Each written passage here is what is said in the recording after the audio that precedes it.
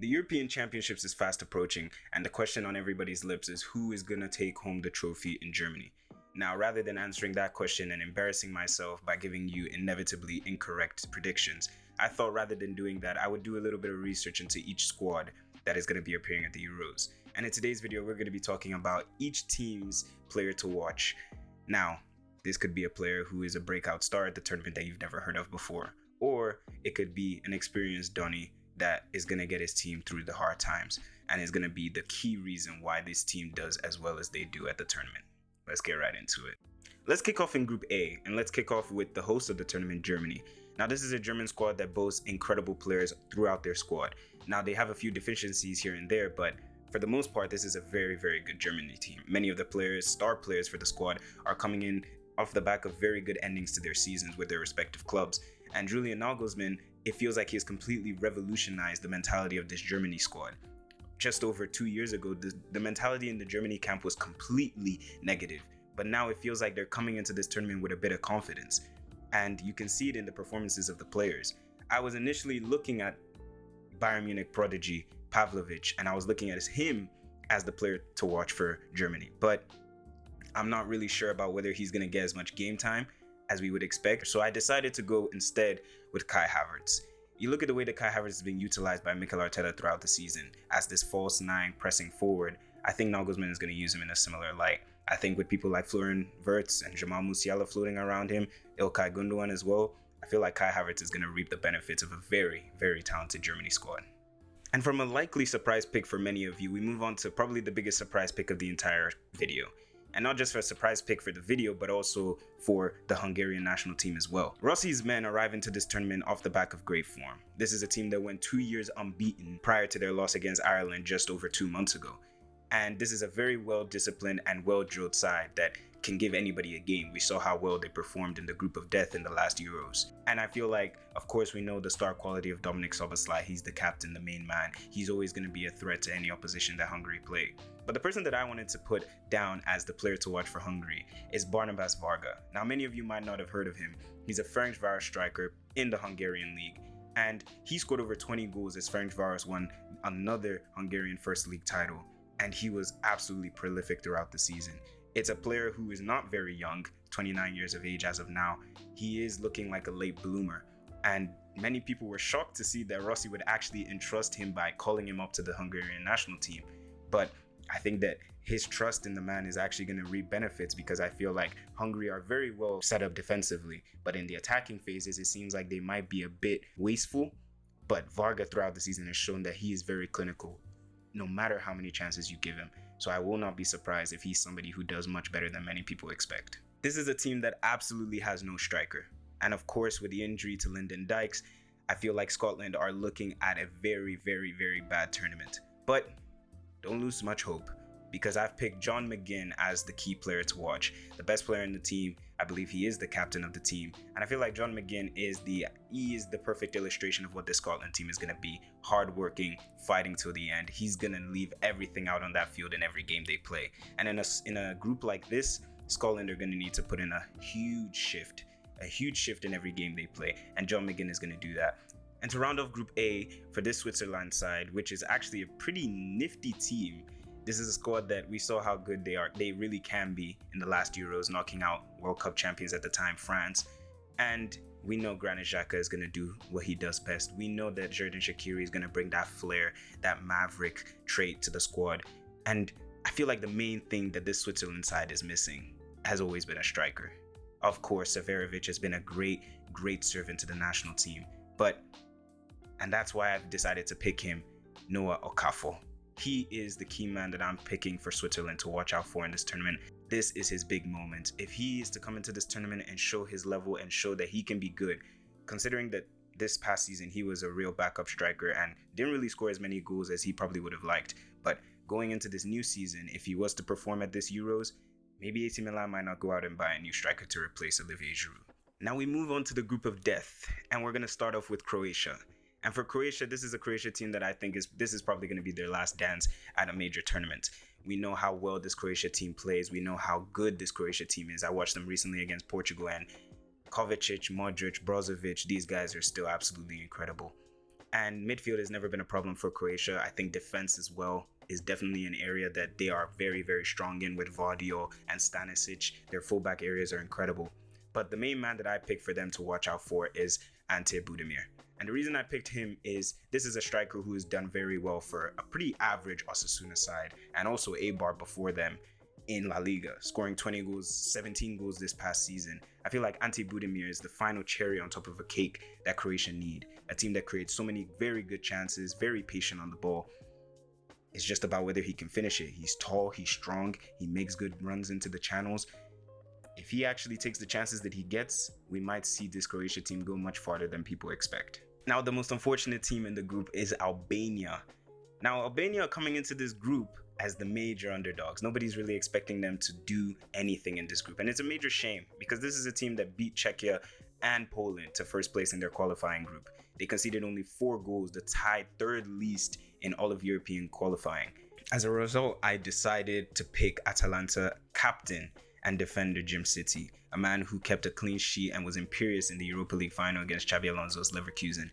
I felt like this Albania side, we know how good defensively they can be. If they can be watertight and allow the likes of Broja, the likes of Roy Manaj to take those opportunities going the other way, they might actually have a chance in this group, much more than people expect. Moving on to Spain, I decided to go with Pedri. Now I know what you're thinking. Pedri's an outcomer. Pedri, we already know what Pedri's all about. You do know what Pedri's all about. Pedri's been around for years, but I don't think you know what Pedri's all about. This is a kid who's been completely hampered by injuries, and he sprung up into the field in the last European Championships, and I think he's going to come back in this one and make this tournament his own. The way Pedri is playing now is not the same way he's playing for Barcelona. He's more advanced. He's higher up the field. He's leaving all the build-up play to Rodri, to Fabian Ruiz. Against Northern Ireland, Pedri completed 11 passes.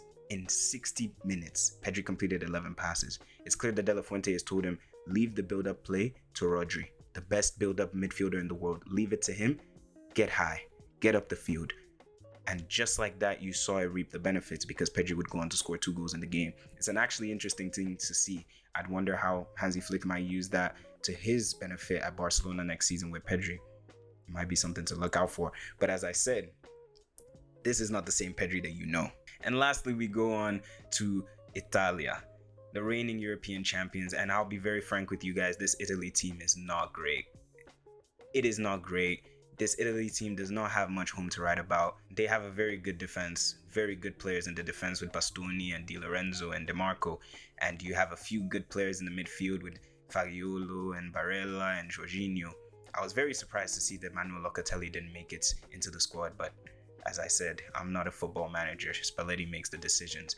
But the key man that I chose is Nicolo Barella. Absolute Rolls Royce of a footballer. Nicolo Barella is going to be absolutely crucial to whatever it is Italy want to do at this tournament. We saw in the last tournament how good he was, and I think he's going to continue that in this tournament. With the lack of genuine attacking flair, I think Nicolo Barella is going to have a huge onus on him to be a main creative outlet for this Italian side. On to Group C, and we move on to the Three Lions. Southgate's boys, is football coming home? Now, I don't know about that, but what I do know is that the key man to watch for England is Declan Rice. Now, I know what you're saying. Is it not Harry Kane? Is it not Jude Bellingham? Is it not Phil Foden? It's none of those guys. It's Declan Rice. Now, the reason I picked Declan Rice, I pick him for 2 main reasons. One, I pick him for the fact that you have so many incredible attacking players in this England squad. Where's your midfield cover? Where's the players who are protecting a defense? A defense that, if we're being completely frank, is not as strong as England would have wanted it to be going into this tournament. There's been questions about Declan Rice. Can he be a number 6? He showed in the last World Cup that he can definitely be a number 6. And I think in this World Cup, he's going to fortify those thoughts. And second reason that I picked Declan Rice is that he's indispensable in this team. And I also feel like being in a double pivot alongside whether it's Kobbie Mainoo, Conor Gallagher, Adam Wharton and Kobbie Mainoo are 18 years old respectively. And Conor Gallagher, I'll be very honest, I don't believe Conor Gallagher is good enough to play in an England side this good at a European competition. But that's not for me to say. I feel like Declan Rice is going to be the key to allowing those attackers and those midfielders playing higher up the field to actually unlock their full potential. And now we move on to Serbia. This is a Serbia team that's very, very physical indeed, but they can also play the ball on the ground. This is a team that has a lot of noticeable names, the likes of Dusan Tadic, Sergej Milinkovic-Savic, and Mitrovic in Saudi Arabia. A lot of itches. But the itches I'm going to be talking about is Dusan Vlahovic. The Juventus striker has been absolutely incredible all season, registering over 15 goals in the Serie A, in a Juventus team that has really found their form this season after a very poor season last year. And I feel like Dusan Vlahovic alongside Mitrovic is going to be a very, very difficult partnership for any defense to deal with, both in the group and if Serbia were to qualify from this group. So I feel like you have the people like Filip Kostic bombing down the wings, playing beautiful crosses throughout the game. Dusan Tadic playing in that half space in that zone 14. Vlahovic and Mitrovic are going to have chances upon chances. We've seen his record with the Serbian national team. This man scores goals. He is incredibly prolific. You give him a chance and he's going to finish it. So I think, especially in a group like this where none of the teams really have very intimidating defenders, I think Dusan Vlahovic is going to be definitely one to look out for. And from one striker to another, for Slovenia, I picked Benjamin Sesko. Now I know it's a bait pick, but to be very honest, who else was I going to pick? I think this tournament might be Benjamin Sesko's time to get his name out there. We've seen the links with Chelsea, the links with Arsenal, but I think this is going to be the tournament in which everybody gets a glance at how good this guy really is. He's an incredible hold-up player. He's quick. He's able to run the channels. He can bring others into the game. We've seen the incredible different type of goals he can score. At Leipzig, he's been a bit part player and he's done his job when he's been asked to do so. But in this Slovenia team, he's very much so the star player with Jan Oblak in goal. In a tournament like this and international football, sometimes you just need that star quality to bail you out of jail. And with Jan Oblak, who's one of the best keepers in the game, he can keep you in the game. And with Benjamin Sesko, who, if you give him a chance, it might be cash money. Hey guys, Editor Ariel here. As I was editing this video, I noticed that I completely omitted Denmark, so here I am talking about them. The key player that I picked for them was Rasmus Højlund. This is a striker who's been completely starved of service while at his time at Manchester United, yet regardless, he still notched up to, I believe, 10 goals in all competitions, and he finished the season really strongly with goals against Newcastle as well as Brighton. I think in this tournament, he's going to have a real point to prove being the main striker for Denmark. He'll be hoping his midfielders and wide wingers can actually create, such as the likes of Skov and Mikkel Damsgaard. This is an aging Danish side, but I still think they have a few good legs in the midfield with Christian Eriksen and Emil Højbjerg. I'm not sure if Christensen is going to be in the midfield as well. We've seen how he played in that position at Barcelona, but I think the Danish national team will probably revert him back to his traditional center-back position.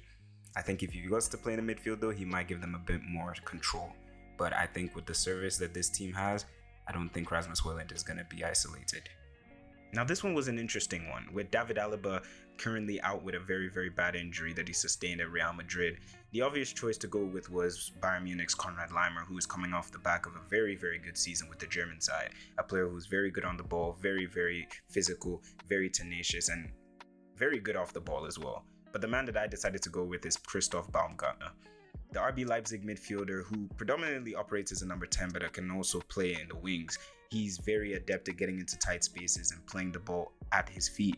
And I feel like allowing him to float around the field and dictate the game however he wants to, he's ultimately going to be the conductor for this Austria team. And I think after this tournament, he's going to get a very well-deserved move to a team that doesn't have Xavi Simons in his exact same position. Now, sometimes in football, you really don't need to think too much. We can talk about tactics, we can talk about statistics, but let's just be honest. I picked Kylian Mbappe. There's nothing really to talk about when it comes to Kylian Mbappe. Best player on the planet, moving to Real Madrid. I think the only thing we can talk about here is that he is going to want revenge for that awful performance in the last Euros. He was completely out of it in almost every game they played, missing chance upon chance. And I think this tournament, he's gonna get retribution for that. I think he's going to be one of the best players at the tournament, as always.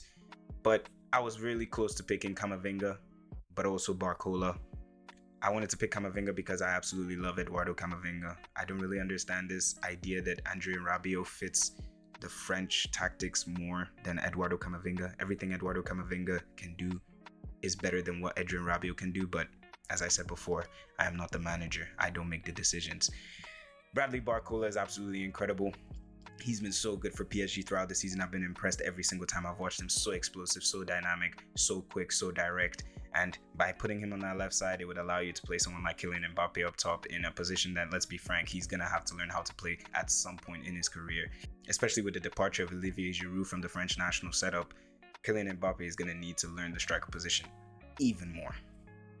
From Paris, we move to Amsterdam. And Netherlands are coming into this tournament with a bigger swagger, aren't they? This is a Netherlands side that has picked up very good performances and under the tutelage of Ronald Koeman, a manager who did very well with them many years ago, about 5 years ago now. Wow, it's been 5 years since Ronald Koeman left the Netherlands. This is a squad that has so many great defensive options. People in and out of the squad. Nathan Ake, Matthias de Ligt, Virgil van Dijk, Jeremy Frimpong, Ian Matson. The list goes on and on and on. But the main problem area for this Netherlands team coming into the squad is going to be midfield. I feel like the midfield area, especially with the injuries to Koop Miners and Frankie de Jong, there's a lot lacking in that midfield area. But I didn't pick any of those areas as a player with my key man. The key man that I decided to pick was Cody Gakpo. Now, Cody Gakpo is a player who joined Liverpool. We all know about his move. And I feel like towards the end of this past season, there was a lot of negativity around his name. And I feel like this tournament, just like he did at the World Cup, he's going to show again how good he really is. He's probably going to play in a withdrawn role close to Memphis Depay, around Xavi Simons. That front three is looking really tasty. I feel like there's going to be a lot of excitement with Cody Gakpo, Xavi Simons, and Memphis Depay at this tournament. Xavi Simons, of course, somebody else you can also watch out for. But I think the Netherlands are a bit better than people generally give them credit for. Now, this is an aging and very mediocre Poland side. This is a Poland team that was very, very bad at the World Cup. I was very impressed at how bad they were.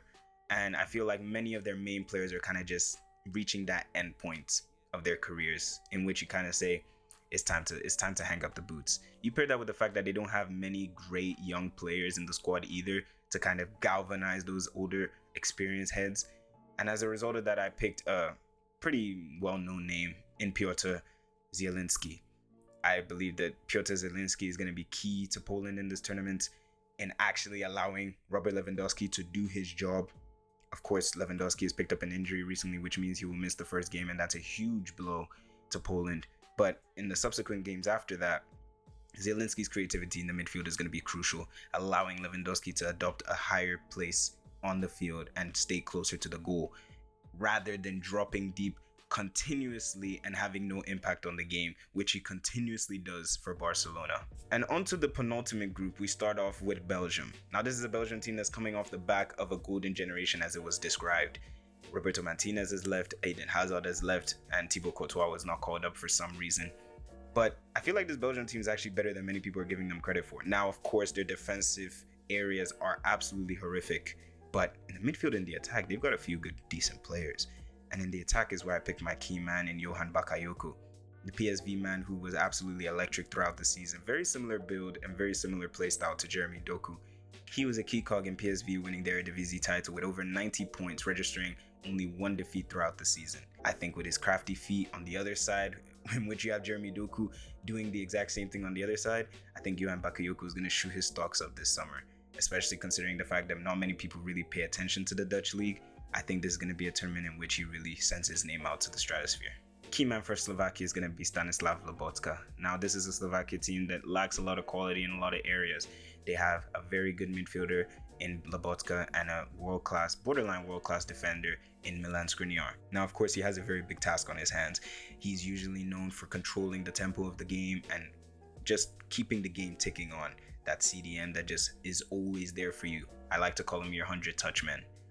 But of course, it's going to be difficult. This is a Slovakia team that lacks a lot of quality. And in a group like this with Belgium, Romania, and Ukraine, he's going to have a huge task on his hands. He's a perennially underrated player who I think in this tournament is going to have his stocks boosted. And I think he's going to put that very, very poor Napoli season behind him, which I think he deserves because I think Lobotka is an absolutely incredible player. Now, this is a very, very good Ukraine side. I had so many options to choose from Andrei Lunin, who's been so good for Real Madrid, Zinchenko, Mikhailo Mudryk, Artem Dovbyk, Yaremchuk, Malinovsky, Mikalenko. But the man that I decided to choose was Viktor Zygankov. Now, I do think that Mudryk will have a much, much better showing than he showed at his entire time at Chelsea.